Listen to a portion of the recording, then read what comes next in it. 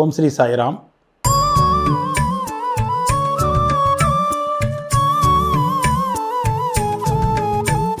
சாயி சச்சரிதம் அத்தியாயம் 13. பாபா என்ன சொல்கிறாருன்னா, யார் அதிர்ஷ்டம் பண்ணாங்களோ, யாருடைய பாவங்கள்லாம் ஒழிஞ்சிருக்கோ அவங்க என்னுடைய வழிபாட்டை எழுதுகிறார்கள் அப்படின்றாரு. ஏற்கனவே சில அத்தியாயத்தில் பாபா சொல்லியிருப்பார், சாயி சாயி அப்படின்றத எப்பவுமே நினைவில் வச்சுக்கிறதே மிகச்சிறிய எளிய பயிற்சி. ஆனால் அதோடைய பரிசு எப்பவுமே ரொம்ப பெருசாக இருக்கும். என்னுடைய மொழிகளை நீங்கள் நம்பிக்கையாக வச்சுருந்தீங்கன்னா நிச்சயமாக நன்மை அடைவீர்கள். அவர் எப்பவுமே இந்த ஒரு மூச்சு பயிற்சியோ இல்லை ஒரு பூஜை முறையோ எப்பவுமே யாருக்குமே சொன்னதில்லை. எங்கே எனக்கு ஒரு முழுமையான பக்தி இருக்கோ அந்த பக்தனை நான் முழுசாக அரவணைக்கிறேன் அப்படின்னு அவர் சொல்கிறாரு.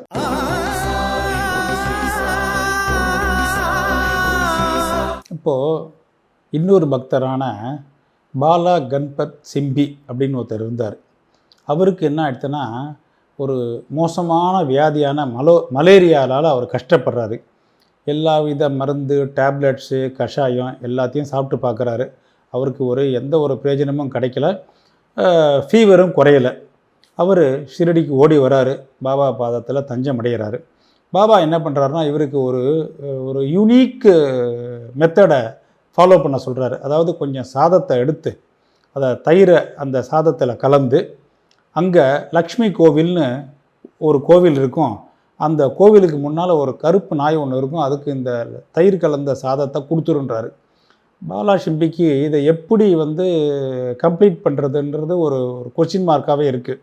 ஆனால் அவர் என்ன பண்ணுறாருனா, வீட்டுக்கு போகிறாரு. வீட்டுக்கு போனால் அங்கே ஒரு தயிரும் சாதமும் கிடைக்கிறது. அதை ரெண்டத்தையும் கலக்கிறாரு. அந்த ரெண்டு கலவையையும் என்ன பண்ணுறாருனா, கலந்த கலவையை அங்கே லக்ஷ்மி கோவில் பக்கத்தில் கொண்டு போய் நிற்கிறார். பார்த்திங்கன்னா கரெக்டாக பாபா சொன்ன மாதிரி ஒரு கருப்பு கலர் நாய் வாலாட்டின்னு அங்கே நிற்கிறது. அந்த தயிர் சாதத்தை அந்த நாய்க்கு முன்னால் அதை வைக்கிறாரு. நாய் அந்த சாதத்தை சாப்பிட்றது. பார்த்திங்கன்னா சர்ப்ரைசிங்காக அந்த மலேரியா வியாதியிலேருந்து பாலா கன்பத் சிம்பி காப்பாற்றப்பட்டுறாரு.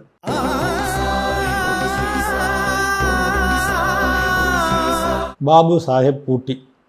பாபு சாஹேப் பூட்டி அவருடைய ஒரு சின்ன இன்ட்ரொடக்ஷன் என்னன்னு பார்த்தீங்கன்னா, இன்றைக்கி பாபாவுடைய சமாதி மந்திர் இருக்குது இல்லையா, அதில் தான் பாபா சமாதிக்கு அப்புறம் அவருடைய உடலை அங்கே தான் வச்சுருக்காங்க. அது ஆக்சுவலாக இனிஷியலாக ஒரு கிருஷ்ணர் கோவில் கட்டுறதுக்கு தான் பாபு சாஹேப் பூட்டிக்கு அருள் புரிஞ்சிருந்தார்.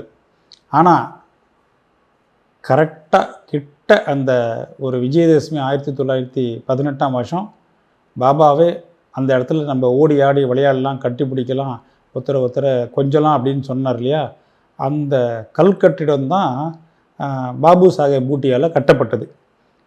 இப்போது பாபு சாஹேப் பூட்டிக்கு ஒரு சின்ன பிரச்சனை, உடம்பில் வியாதி இருக்குது. அவர் எப்படி பாபாவின் மூலம் காப்பாற்றப்பட்டான்றதை பார்ப்போம். பாபு சாஹேப் பூட்டிக்கு ஒரு முறை வாந்தி எடுக்கிறதும் லூஸ் மோஷன், வயிற்றுப்போக்குன்ற வியாதியால் அவதிப்பட்டுருக்கார்.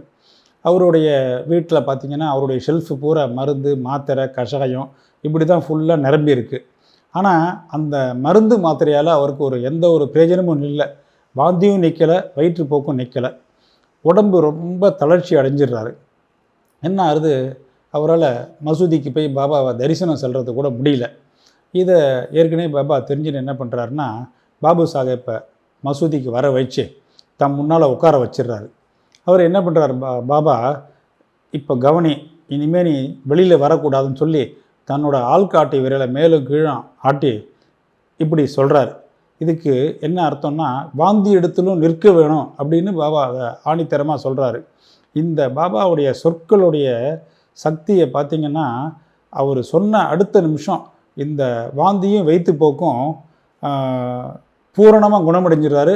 இதே பூட்டி என்ன ஆகுதுன்னா, ஒன் மோர் டைம் அவருக்கு காலரா என்ற வியாதியினால் அவர் தாக்கப்படுறாரு. அப்போது அங்கே டாக்டர் பிள்ளை அப்படின்னு ஒரு டாக்டர் இருக்கார். அவர் எல்லா விதமான மெடிசின்ஸையும் கொடுத்து பூட்டியை குணப்படுத்த முயற்சி செய்கிறாரு. ஆனால் அவரால் ஒன்றும் குணப்படுத்த முடியல. உடனே பூட்டி என்ன பண்ணுறாரு, பாபாட்ட போயிட்டு, பாபா எனக்கு ரொம்ப தாகமாக இருக்குது அதனால் அதை பற்றி அந்த தாகத்தை தணிக்கிறதுக்கு ஏதாவது ஒரு ட்ரிங்க்கு மாதிரி எனக்கு கொஞ்சம் ஆலோசனை பண்ணுங்க அப்படின்னு சொல்கிறாரு.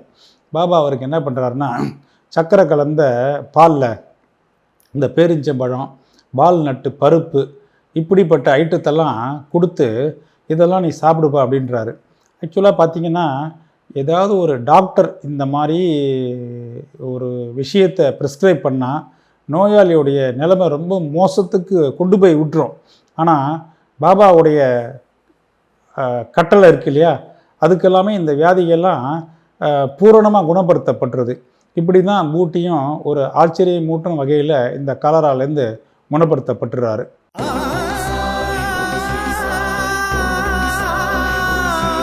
ஆலந்தி சுவாமி அப்படின்னு ஒரு பக்தர் என்ன பண்ணுறாருன்னா, பாபாவுடைய தரிசனத்தை பார்க்குறதுக்கோசரம் ஆலந்தி என்ற இடத்துலேருந்து ஷிரடிக்கு வராரு. அவருக்கு காதில் ஒரு கடுமையான வலி ஏற்பட்டிருக்கு. அதனால் அவருக்கு டே டு டே ஒர்க்கையும் பண்ண முடியல, நிம்மதியாக தூங்கவும் முடியல. அதுக்காக அவர் என்ன பண்ணுறாருன்னா, ஒரு சின்ன சர்ஜரியும் செஞ்சு வச்சுருக்காரு. ஆனால் அந்த சர்ஜரினால் அவருக்கு எந்த ஒரு பெனிஃபிட்டும் கிடைக்கல. இந்த வலி ரொம்ப கஷ்டமாக இருக்கிறதுனால அவர் என்ன செய்கிறதுன்னு புரியாமல் ஷிரடியிலேருந்து திரும்பி போகும்போது பாபாவை பார்த்து கிளம்புறேன் பாபான்னு சொல்ல வராரு. அப்போது ஷாமா என்ற மாதவராவ் தேஷ்பாண்டே பாபாவோட அடியவர் இருக்கார் இல்லையா, அவர் பாபா கிட்ட ஒரு சின்ன ரிக்வெஸ்ட் வைக்கிறாரு, இந்த சுவாமியோடைய காது வலிக்கு ஏதாவது செய்யுங்க பாபா அப்படின்னு. அப்போ பாபா என்ன சொல்கிறாரு, கடவுள் நல்லதை தான் செய்வார் அப்படின்னு சொல்லி சுவாமியை தேற்றி அமுச்சு விட்டுறாரு. சுவாமிகளும் பூனாக்கு திரும்பிடுறாரு. ஒரு வாரம் கழித்து சுவாமிகள் என்ன பண்ணுறாருன்னா, ஷிரடிக்கு ஒரு லெட்டர் அனுப்புகிறாரு. அந்த லெட்டரில் தன்னுடைய காது வலி குறைஞ்சிடுது அப்படின்னும், ஒரு சின்ன வீக்கம் இருந்திருக்கும் போல் இருக்குது, அந்த வீக்கத்தை போக்குறதுக்கோசரம் பம்பாயில் ஒரு சர்ஜரி செய்து கொள்கிறதுக்கு இருந்ததாகவும், ஆனால் அந்த நேரத்தில் டாக்டர் காதை செக் பண்ணிவிட்டு இந்த சர்ஜரி தேவையில்லை அப்படின்னு சொல்லி அந்த கடிதத்தில் குறிப்பிடுறாரு. அப்படின்னு பார்த்திங்கன்னா, பாபா சொல்கிறார் இல்லையா, கடவுள் நல்லதே செய்வார் அப்படின்ற ஒரு மொழிக்கு ஒரு அத்தாரிட்டி இருக்குது பாருங்கள். அவருடைய காது வலியும் சரியாயிடுத்து, அவருக்கு சர்ஜரியும் தேவையில்லைன்றது பாபாவுடைய ஆசீர்வாதத்தின் மூலியமாக ஆலந்தி சுவாமி பூரணமாக குணமடைஞ்சிடுறாரு.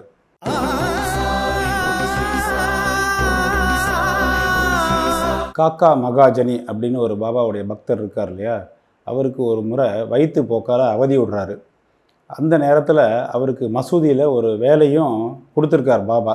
அந்த வேலை கேப் இல்லாமல் நடக்கணும்னு சொல்லிட்டு ஒரு மூலையில் ஒரு பானையில் தண்ணியை வச்சுட்டு பாபா எப்பெல்லாம் கூப்பிடுறாரோ அப்போ போய் பாபாவுக்கு சேவை செஞ்சுன்னு இருப்பார்.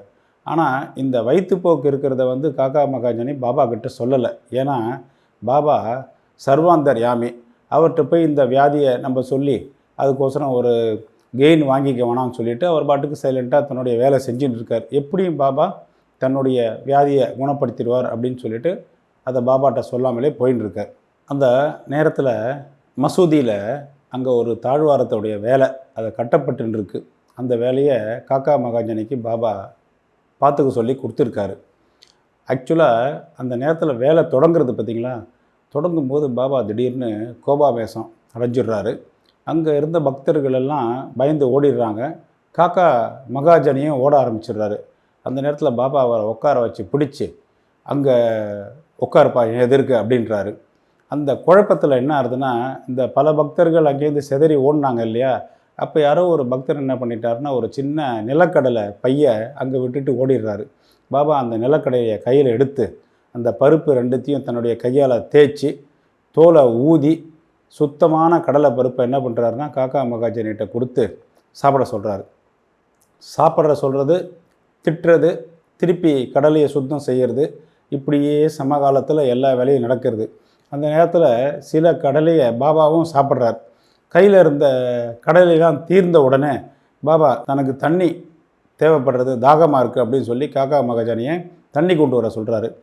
காக்கா மகாஜனி என்ன பண்ணுறாருன்னா, அந்த கூஜாவில் இருக்கிற தண்ணியை கொண்டு பாபாட்ட கொடுக்குறார். பாபா அந்த தண்ணியை கொஞ்சம் குடிச்சிட்டு காக்கா மகாஜனியும் குடிக்க சொல்கிறாரு. அப்போது பாபா மகாஜனிகிட்ட என்ன சொல்கிறாருன்னா, உன்னுடைய வயிற்றுப்போக்கு நின்று விட்டு இனிமேல் நீ போய் தாழ்வாரத்து வேலையை கவனிப்பா அப்படின்னு சொல்லிடுறாரு. இந்த நேரத்தில் என்ன ஆகுதுன்னா, இந்த குறுக்க நெருக்க ஓடிப்போன பக்தர்கள்லாம் என்ன பண்ணுறாங்க, திரும்பி இங்கே வராங்க. வந்து திரும்பி அவங்க வேலையை ஆரம்பிக்கிறாங்க. அந்த நேரத்தில் நம்ம என்ன யோசனை பண்ணணும்னா, ஒரு நிலக்கடலை வந்து வயிற்றுப்போக்கை குறைக்குமா, அதிகரிக்குமா அப்படின்னு பார்த்தீங்கன்னா, நிச்சயமாக வயிற்றுப்போக்கை வந்து ஜாஸ்தி தான் பண்ணும். வியாதி குறையுமா, ரெட்யூஸ் ஆகுமான்னு கேட்டால் டவுட்டு தான். ஆனால் பாபாவுடைய சொல்லே இந்த விஷயத்தில் நல்ல ஒரு சிகிச்சையை காக்கா மகாஜனிக்கு தேர்ந்தெடுத்து கொடுத்துருக்கு.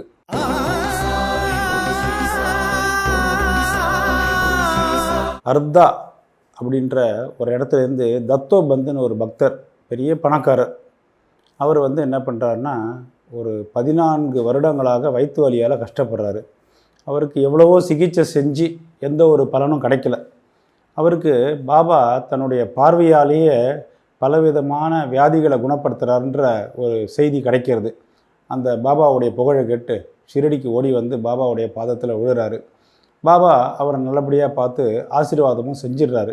பாபா தன்னுடைய கையை அவர் தலை மேலே வச்சு ஆசீர்வாதம் அளித்து உதியையும் கொடுத்து அமுச்சிடுறாரு. அந்த நேரத்துலேருந்து பார்த்திங்கன்னா, இந்த தத்தோபந்துக்கு 14 வருஷமாக இருந்த வயிற்று வலி குறைஞ்சி பூரணமாக குணமாயிடுறாரு.